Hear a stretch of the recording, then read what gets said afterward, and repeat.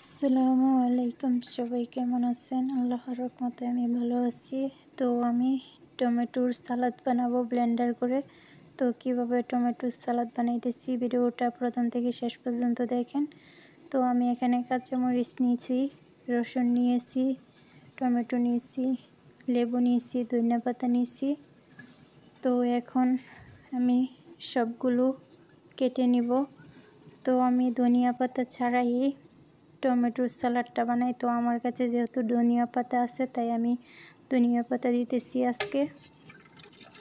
তো আমি রসুন এবং কাঁচামরিচ কেটে নিছি, তো ব্লেন্ডারে দিয়ে দিলাম। এখন টমেটো কেটে নিছি, টমেটো ব্লেন্ডারে দিয়ে দিতেছি। তো আমার কপিলে ঠান্ডা লাগছে, তো কপিলে যখন ঠান্ডা লাগে আমার বলে বেশি করে লবণ দিয়ে, টমেটো দিয়ে, লেবু দিয়ে এবং রসুন দিয়ে, কাঁচামরিচ দিয়ে বানানোর জন্য টমেটোর সালাদ। তো বানায় দিলে কপিলে খাই, আর কপিলে জাল পছন্দ করে কপিলের ছেলে আর আমি। তো এই সালাডটা টমেটোর অনেক মজাদার। তো এই সালাডটা আরব দেশে হোটেলে পাওয়া যায়, যেটাকে বলা হয় হোটেল কেমাতাম। তো হোটেলে এই সালাদ পাওয়া যায় ভাতের সাথে, ক্যাপসার সাথে। তো হোটেলেরটা বেশি মজা হয় না, আর বাসায় নিজের হাতে বানালে মরিচ দিয়ে, লবণ দিয়ে ভালো করে তাহলে খেতে টমেটোর সালাডটা বেশি মজা হয়। তো আমি লেবুটাও কেটে নিছি, আর লেবুর বিচিগুলো ফেলে দিছি, সিল্কাগুলো ফেলে দিছি লেবুর। তো এখন আমি লবণ দিয়ে দিব।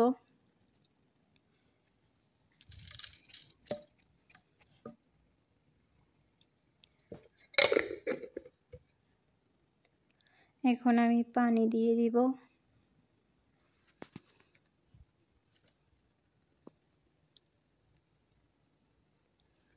অল্প একটু পানি দিব, পানি দিয়ে তারপরে সুন্দর করে ব্লেন্ডার করে নিব। আর এই টমেটোর সালাদটা আরবিতে বলা হয় সালাতা, তো আমি বলতেছি সালাদ। তো এই টমেটোর সালাডটা খেতে অনেক মজাদার, ক্যাপসা দিয়ে খেলে অনেক ভালো লাগে। তো প্রবাসী বন্ধু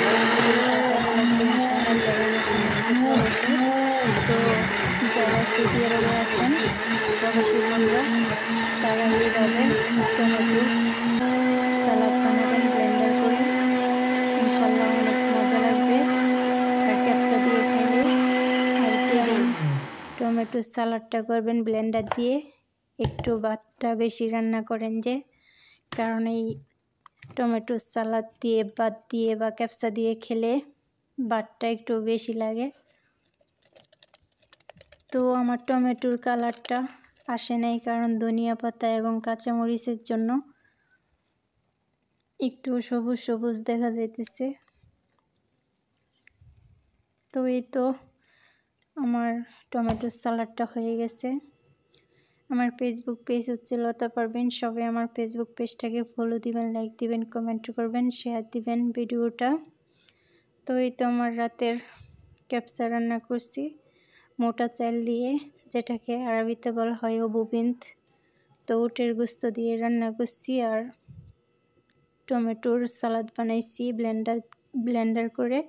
কপিলে বলতেছে খাবে, ঠান্ডা লাগছে তাই। আমার ইউটিউব চ্যানেল হচ্ছে রেহানা ব্লগ।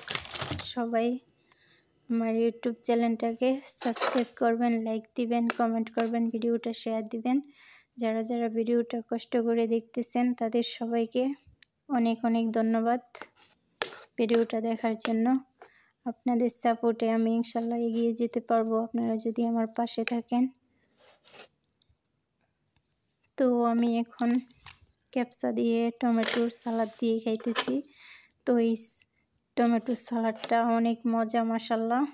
তো ক্যাপসা দিয়ে খেলে অনেক ভালো লাগে। আমি মাঝে মাঝে এইভাবে টমেটোর সালাদ বানাই ধনিয়া পাতা ছাড়া। আমার এখানে তো ধনিয়া পাতা আনা হয় না, তো রোজা আসছে তাই বলে দিছিলাম ধনিয়া পাতা আনার জন্য, তাই আনছে।